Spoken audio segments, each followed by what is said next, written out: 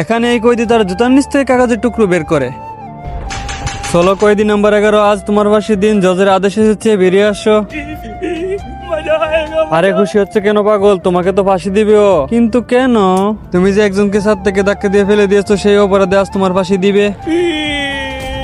আরে ভাই কান্না করছিস কেন? এই দিনে সবাইকে মরতে হবে, তোমাকেও আমাকেও, শুধু সময়ের পার্থক্য। আমি তো মরার ভয়ে কান্না করছি না, অন্য একটা কারণে কান্না করছি। আরে কি জন্য কান্না করতেছো আমাকে তো বলো, তুমি শুধু এটা সামনে রেখো তোমার কাছে। আরে তাড়াতাড়ি আসো বাইরে, এবার বলো তুমি কোন টেনশনে আছো।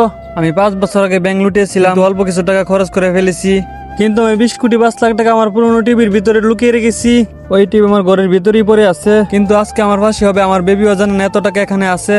তুমি টেনশন করো না বন্ধু, আমি ভাবিকে গিয়ে সবকিছু বলে দিব, তুমি শুধু তোমার অ্যাড্রেসটা বলো। আমি যে তোমাকে যে কাগজটা দিয়েছি সেটা খুলে দেখো, এটাই হলো আমার বাড়ির অ্যাড্রেস।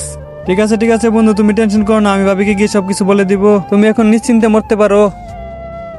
আর ভাই আমার কি শাস্তি হবে? তুমি তো বড় চুরি করোনি, তুমি তো 1-2 দিন পরেই মুক্তি পেয়ে যাবে। তারপর কয়েদি নাম্বার 11কে ফাঁসি দেওয়া হলো আর 2 দিন পরে। আরে চলো ভাই, কয়েদি নাম্বার 77, আজকে তুমি মুক্তি পেয়েছো, তাড়াতাড়ি চলে যাও। মুক্তির পরে কয়েদি ফাঁসি হওয়া কয়েদির বাড়িতে চলে যাই। প্ল্যানটা মনে আছে? হ্যাঁ ভাই, রেখে এসেছেন?